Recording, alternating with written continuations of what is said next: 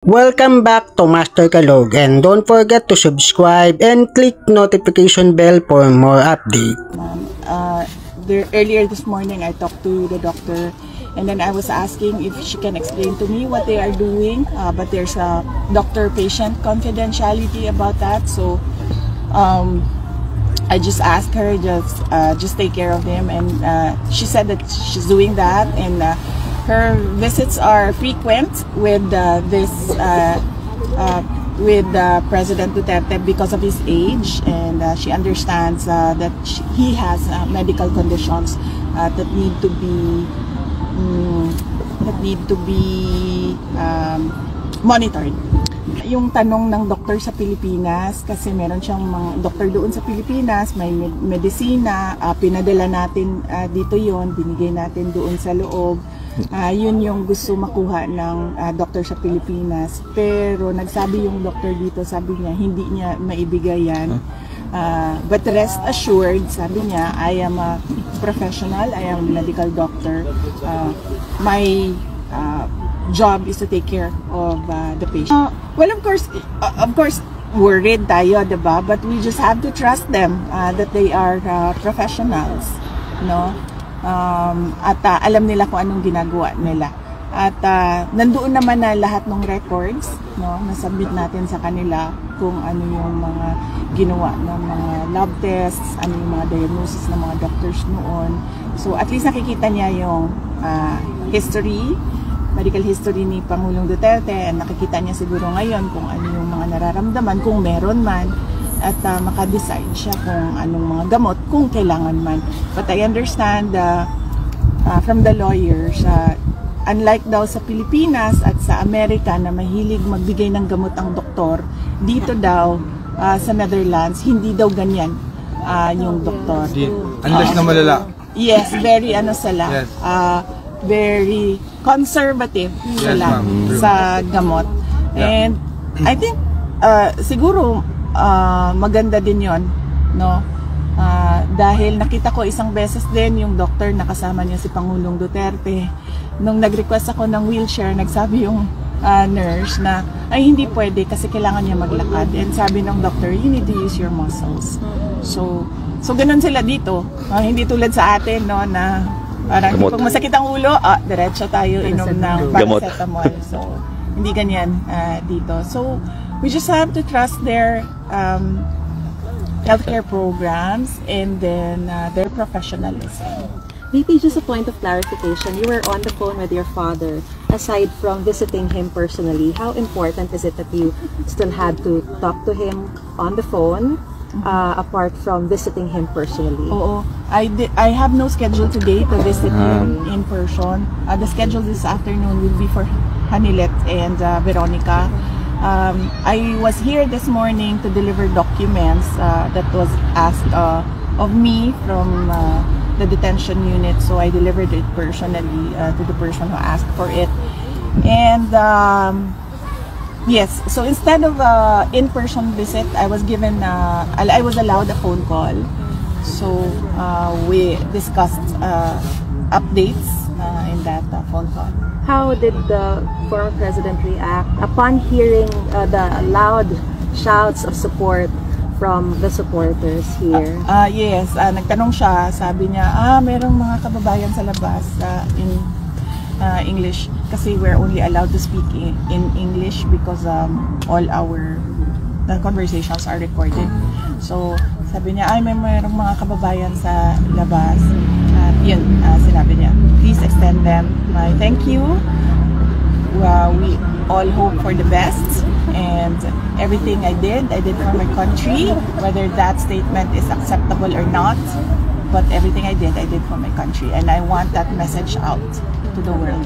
VP, on another note, do you think Senator Aine's committee's investigation can still play a meaningful role or contribute to your pursuit of justice regarding your father's arrest, considering the palace's directive preventing cabinet secretaries from attending the legislative hearing under the claim of executive privilege? I'm not hopeful for the case of President Duterte getting justice from the government and the administration right now. But I hope that it will not happen again to another Filipino. So that is the value of the committee hearings right now. Maybe they can come up with rules, guidelines, or laws that that thing that happened to President Duterte, like it's called extraordinary rendition in international law, doesn't happen to others. So it would be a parang an example of what should not happen to a Filipino inside our country on Philippine soil. Narinig po ni Attorney Kaufman kanina that the core defense team has already been completed. So does this mean that your duty or your task here is finally done before you go back to the Philippines and continue your role as Vice President, even as you continue your role as Vice President while you're here in The Hague?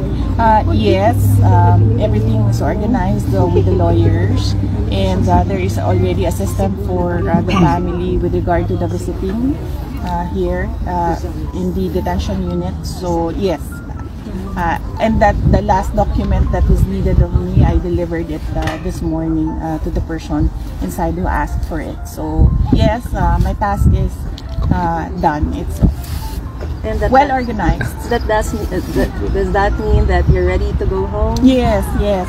I'm excited to go home. I'll just book the travel arrangements to go home. Will you seek legal aid from the ICC? I do not know what the discussions of because there's lawyer-client privilege. No? So I do not know the discussions of Nick and Attorney Kaufman and the former president with regard to professional fees. Vice President, you say your father's message to the rest of the world is everything I did it for my country. How should the rest of the world interpret that? Is that an acknowledgement of responsibility, or can you help us understand what he means by that? Unfortunately, I cannot speak beyond his words. So I guess he expected that there will be different interpretations, because he said whether that statement is acceptable or not, that is my statement. So, but unfortunately I cannot give you an interpretation, and I do not want to go beyond his words. We were cut during our interview a while ago about alliances. Yes, VP. sorry. Yeah. Alliances. So I discussed that with Senator Robin Padilla, because he's the remaining, because there were two of them before, the chairman, former President Duterte, and the president of PDP, and that is Senator Robin Padilla. And I was asking him what will happen to your campaign, and then he said we will continue the campaign. And I was thinking of how I can help. I'm not part of PDP, but I was thinking how I can help them, since President Duterte is already inside the detention unit, and I'm still thinking about it, ma'am. Maybe on my travel back home, I will have time to reflect on what to do next and how to help the country through the campaign and the elections. Tanong kanina kung paano daw yung gastusin namin na magkakapatid dito, dahil palitan kami sa pagpunta dito at pagbisita kay Pangulong Duterte. At nasabi ko kanina, sabi ko si Hadilat naman merong mga negosyo, long established way, several decades na siguro yung negosyo niya. At ako naman may trabaho, may other income din ako. Yung mga kapatid ko may mga trabaho din, may mga sweldo. At I'm sure meron din silang other income. So ang arrangement namin ay KKB o kanya-kanyang bayad. Hindi namin napapag-usapan. Hindi rin kami naghihingian ng pera. Napag-usapan namin na hindi tumanggap ng donasyon at hindi humingi ng tulong.